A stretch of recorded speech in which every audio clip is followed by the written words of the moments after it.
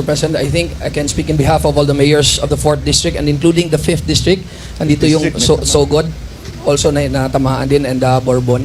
Would like to thank you, Mr. President, and your team for helping us. Less than 72 hours, we are all here. May ilaw na along the highway and may power na. Daming tulong. Thank you very much, Mr. President. Hello. On that note, Mr. President, thank you so much for responding that evening of the earthquake, and to all the national agencies for being here right away and helping us with the rescue operations. To all the donors and the volunteers, thank you ever so much, Mr. President, and everyone, from the bottom of our heart, from the provincial government. They say we win as a team. We are a team. That is why we get to do the work. Basta tayo lahat nagko-coordinate, nag-uusap, mabilis ang pagdala ng rehabilitation, ng relief goods. Kaya basta nagtutulungan tayo.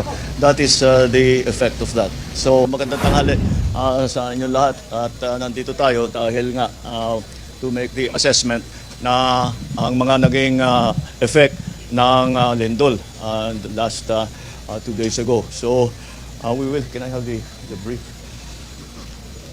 Sige, to begin with, mag-ano muna tayo. We'll get the reports from the different agencies on their particular yung mga areas nila. So, Pam, siguro you can start with the provincial report, kung ano yung naging situation report ninyo. Yes, Mr. President. She needs a microphone. Number of deceased is 72 for now. Number of deceased, 366 yung injured. Mr. President, hello. Let's give me the microphone. Okay lang? Ha? Ano ba? Ayaw. No, the microphone is not working. No, everyone has to. Number of deceased, Mr. President, is 72. 366 yung injured, no more critical patient right now. 65,000 families affected. At this point, I usually ask how many people are in the evacuation centers, but that does not apply here. Although we have some other areas that we are using, but yung madalas natin gamitin na evacuation center, hindi pa na-clear. At saka yung iba talaga nag-iba. So we have to do an alternative plan. Mr. President, I need a list from the mayors, the list of families and individuals affected. Yes. Because otherwise, if you cannot give me the list, then the province will have to take over. All right. Yes. I said kanina walang evacuation center, but I think this morning kapag open already. We have 563 families spread across 5 municipalities. So nagbukas na rin ho, sir, in 5 municipalities. Not here in Bugo, but I think there's some in Carmen, Daan Bantayan, San Fernando, San Remigio, and Sogod, sir. We have around 563 families. Kanina, kagabi wala ho yan eh. Now meron na. But we're sending over the kits and all the family food packs, sir. All right. Siguro, may yung report muna ng OCD. Sir, good morning. So, based on the effects of this earthquake, we have recorded 170,959 affected persons, or equivalent to 47,221 families. And there were incidents of landslide 2 and structural fire 1 and unobserved tsunami of 1.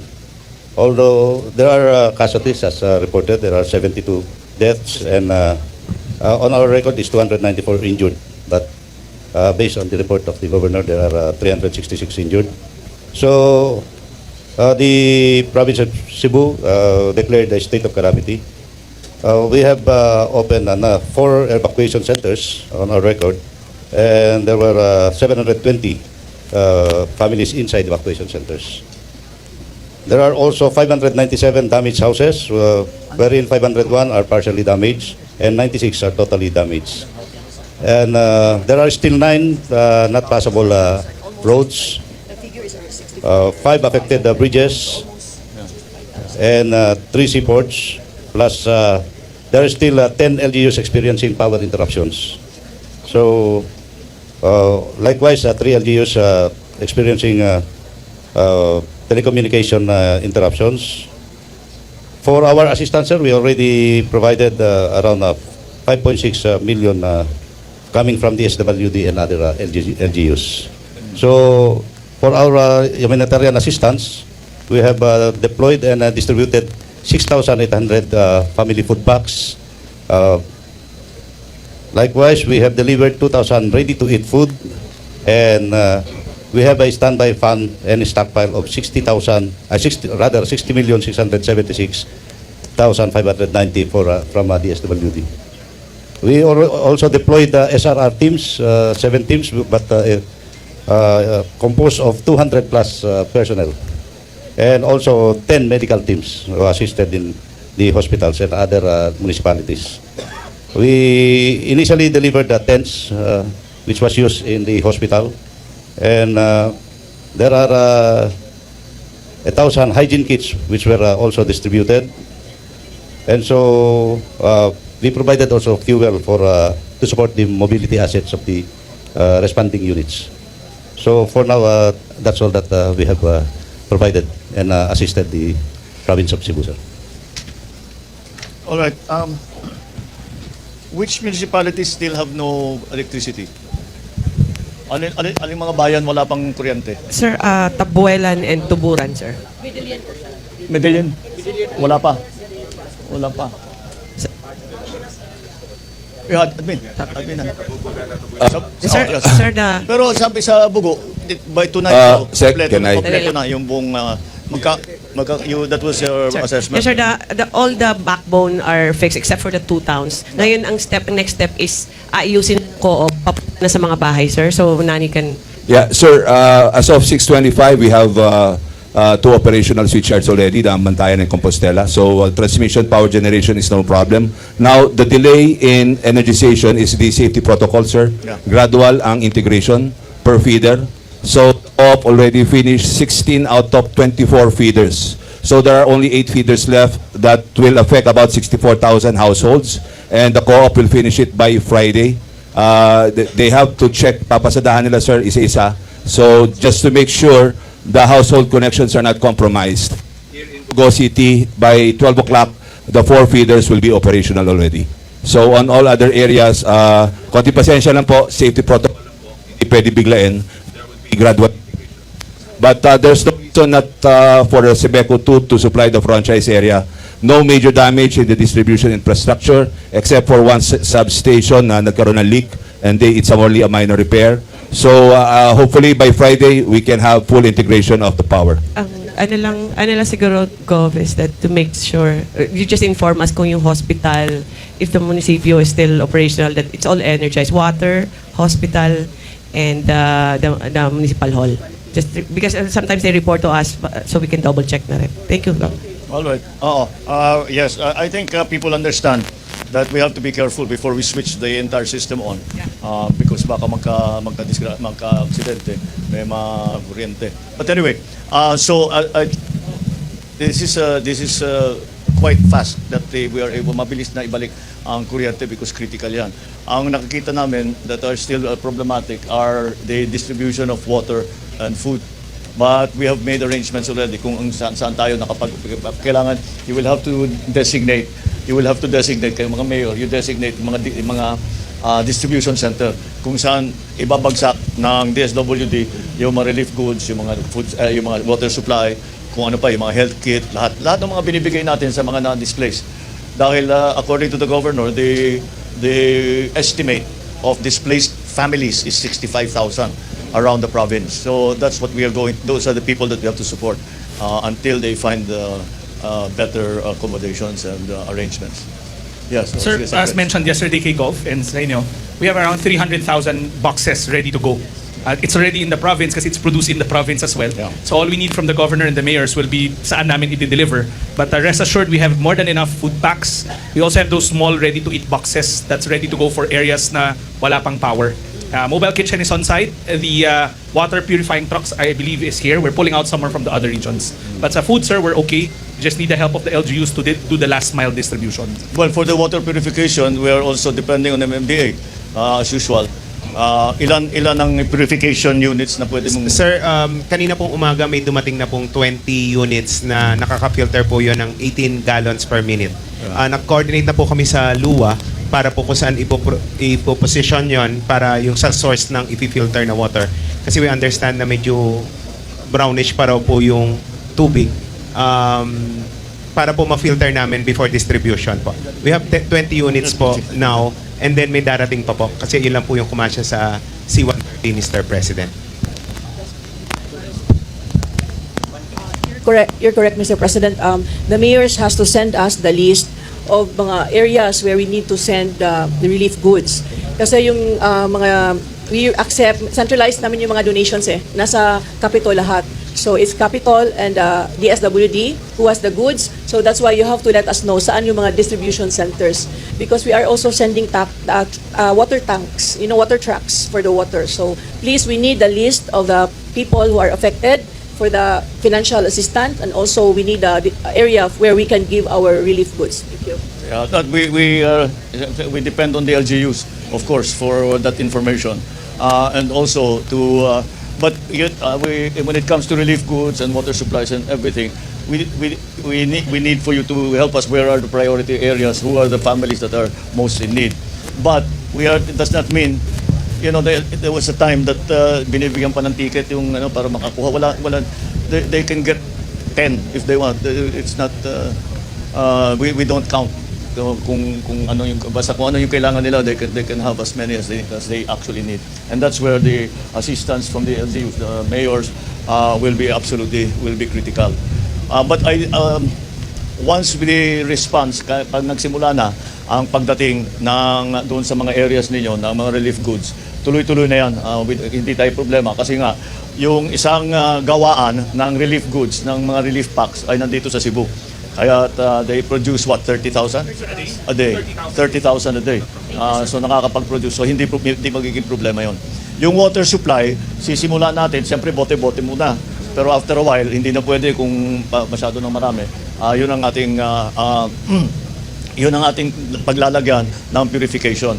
Tapos meron pa tayong mga ibang mga sistema para dun sa mga malalayo, kung kailangan pa rin nila na yung mga outlying, mga isolated na barangay, halimbawa, meron tayong sistema na para mag-purify, para may tubig naman, hindi lang malinis, pero yung pag na-purify, pwede nang inumin, pwede nang gamitin na pandugtog.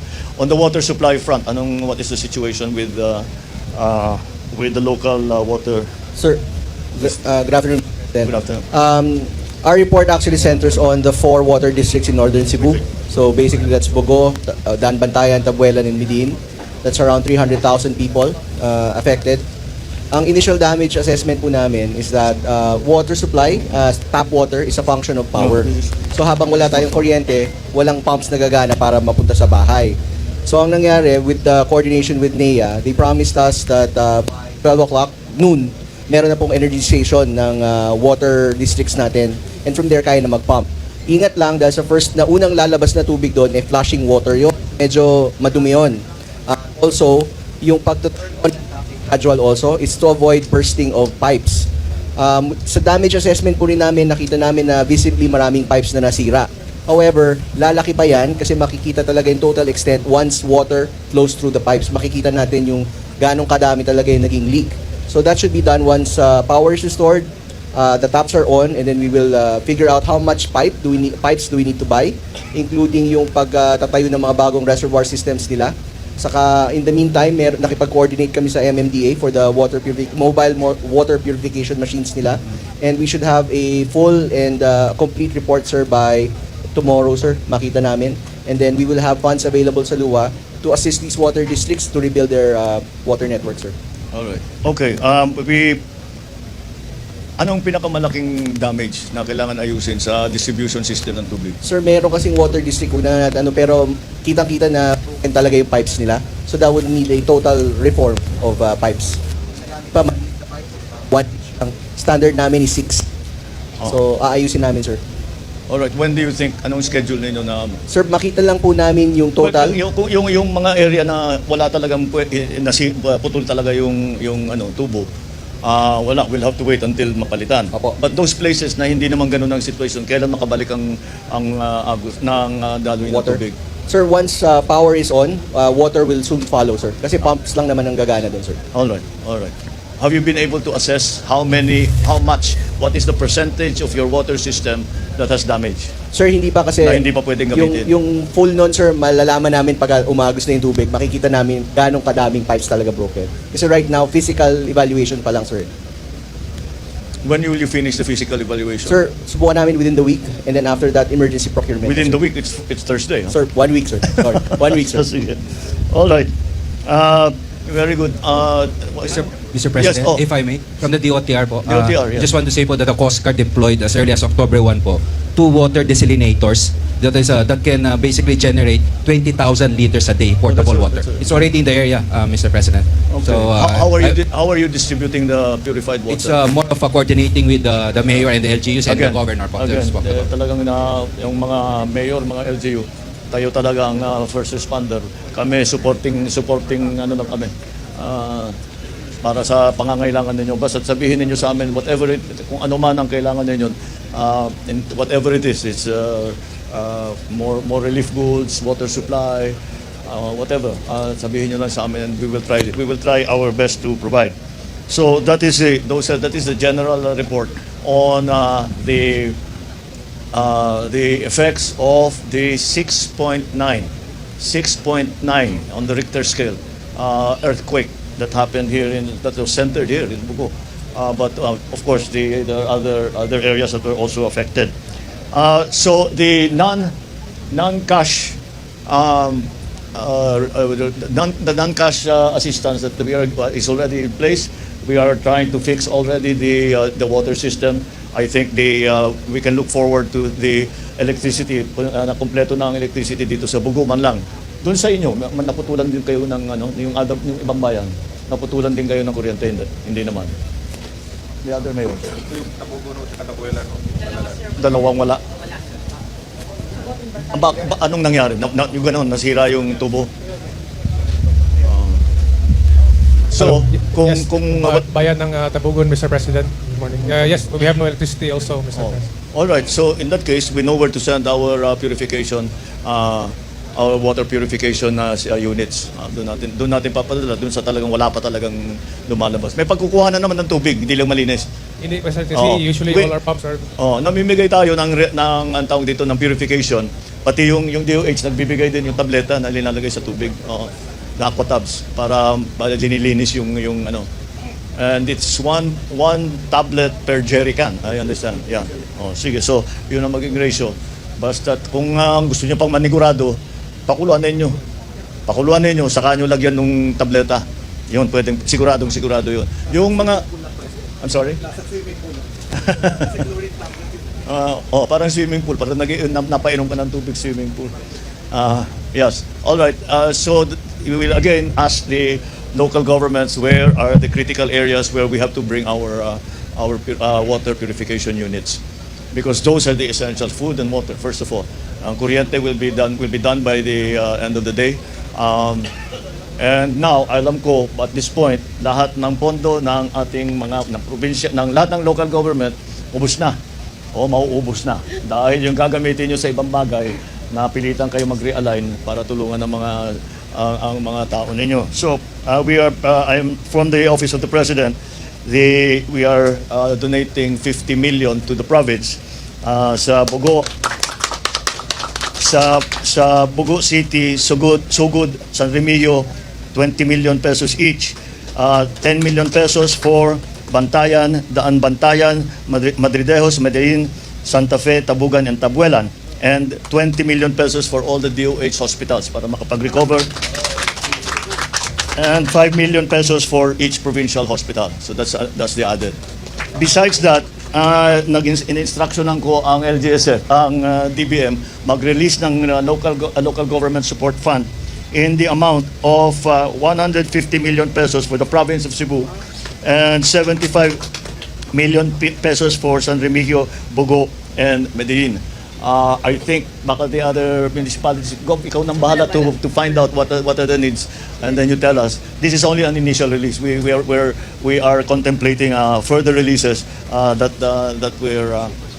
will be coming, that will be in the pipeline. Kasi naman kung magbabagsak kami ng masyadong malaki, hindi magamit kaagad.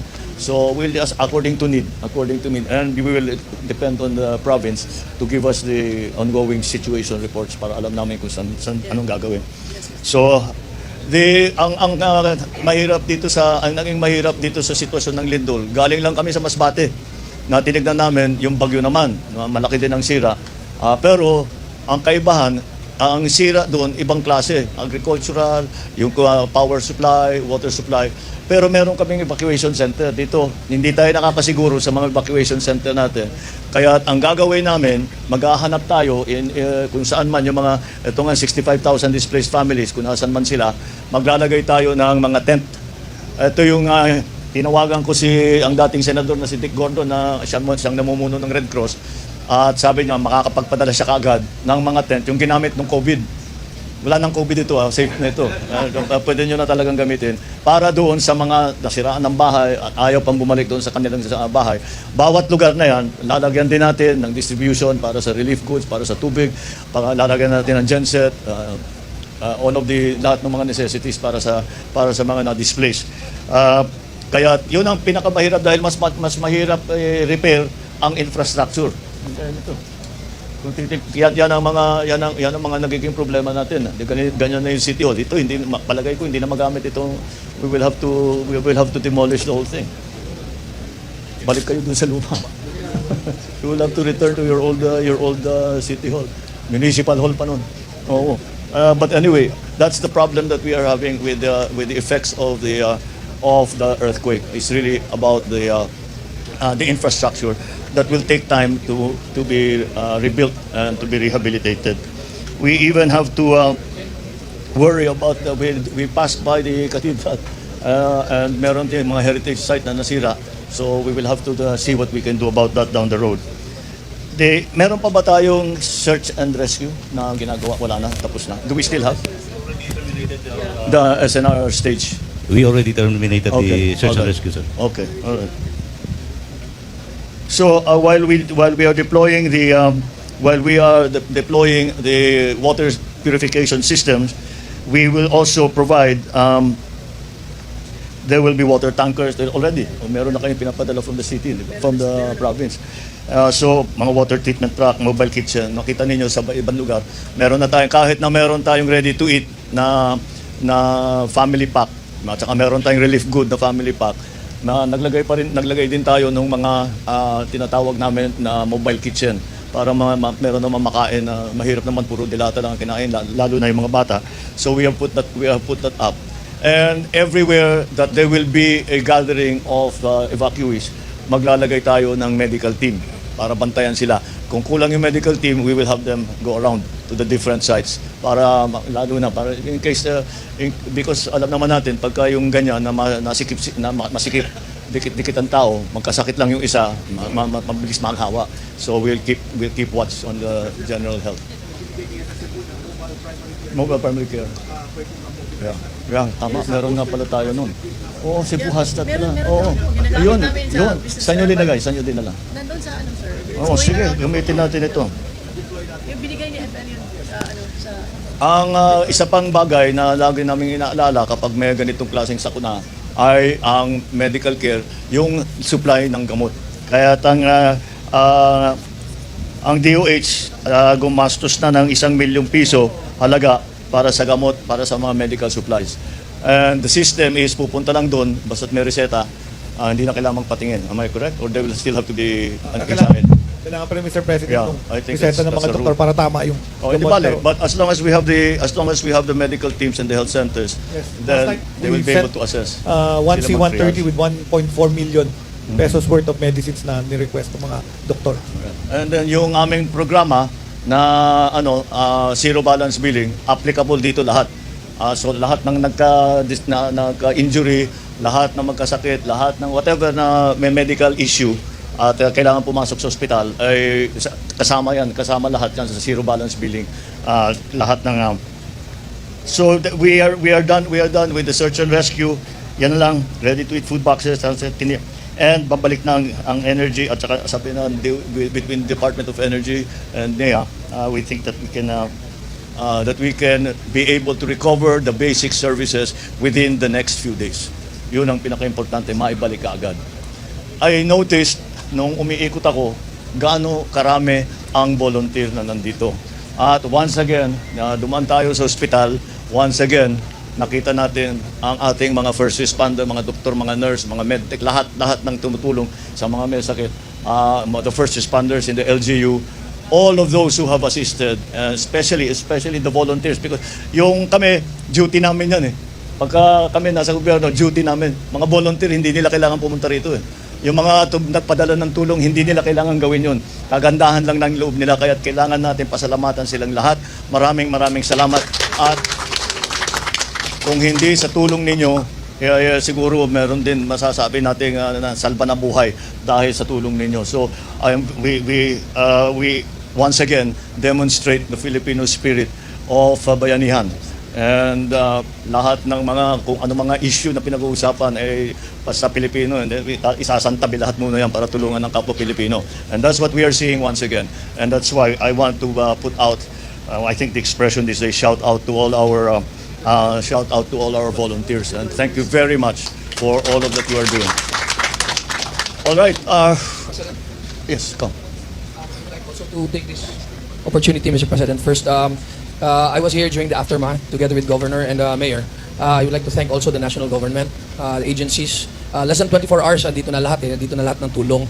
And with our distribution centers, if I may also add, Mr. President, so that it will be faster, especially in the far-flung barangays, maybe I could also advise the mayors, we can divide it into three tulong centers or distribution centers. It would be easier for DSWD and all the national agencies to bring all their help, the government, the local government, the provincial government, so that it would be faster na dumating sa mga coastal and mountains. We have coastal and mountain barangays, Mr. President. Really, ang division of labor pagka ika nga dito ay pagka yung more or less yung last mile, LGU. Yes. Kasi kayong nakakaalam kung sino yung unahin, which barangay has been isolated for 2 days, wala nang pagkain, 2 araw, alam ninyo yan. So that's where the guidance, that's why we need your guidance. And then even in kahit doon sa actual na distribution, kailangan lahat ng mga tao ninyo, lahat ng mga municipal, city, and provincial employees, we also need that help because we need the manpower para mabilis nga ang pag-distribute. So we will do that. We will have centers where basically bibigay namin sa LGU. Basically bibigay namin sa LGU. Kung kailangan nyo ng tulong sa pag-distribute, tutulong kami kung kaya namin. But again, we depend on the LGUs for the grassroots assistance, yung what we refer to sometimes as the last mile. So I think we'll be able to do that. I will be going to Congress because after coming from Masbate and coming from Cebu, I will be going to the Congress, the House and the Senate, para makapagbigay sila ng emergency funds. Alam ko yung mga QRF, yung mga QRF ng ibang mga agencies paubos na. So, magre-release tayo ng QRF, yung Quick Response Fund na ginagamit namin para immediately dahil especially sa pagdating ng dalawa, ng Nando at saka ng Opong na bagyo na talaga napakalakas. Tapos ito pa, nasabayan pa ng 6.9 intensity ang lindol. Kaya yung QRF para meron kayong magamit, we will have it released as quickly as possible. I spoke to Sec Mina already yesterday and this morning, and she's making all of those arrangements. All right. So, is there anything else? Yung lalo na sa mga LGU, meron pa kayong kailangan sa amin na gusto ninyong para malaman namin para maumpisa na namin i-arrange yan? Last thing, Mr. President, I think I can speak in behalf of all the mayors of the 4th District and including the 5th District. Andito yung Sogod, also na natamaan din, and Bourbon. I would like to thank you, Mr. President, and your team for helping us. Less than 72 hours, we are all here. May ilaw na along the highway and may power na. Ang daming tulong. Thank you very much, Mr. President. We had to split the team because half went to Masbate with me yesterday. The other half came here immediately. The Secretary Gilbert was, I think, the first one to arrive here. Because because when I received your note, I told him, wag ka nang sumama muna sa Masbate, doon ka sa Cebu because it's a different kind of a response that is required. On that note, hello. On that note, Mr. President, thank you so much for responding that evening of the earthquake, and to all the national agencies for being here right away and helping us with the rescue operations. To all the donors and the volunteers, thank you ever so much, Mr. President, and everyone from the bottom of our heart, from the provincial government. As they say, the national government cannot do it without the local governments. We cannot do it without our first responders. We cannot do it without our volunteers. So, as they say, we win as a team. We are a team. That is why we get to do the work. Basta tayo lahat, nagko-coordinate, nag-uusap, mabilis ang pagdala ng rehabilitation, ng relief goods. Kaya basta nagtutulungan tayo.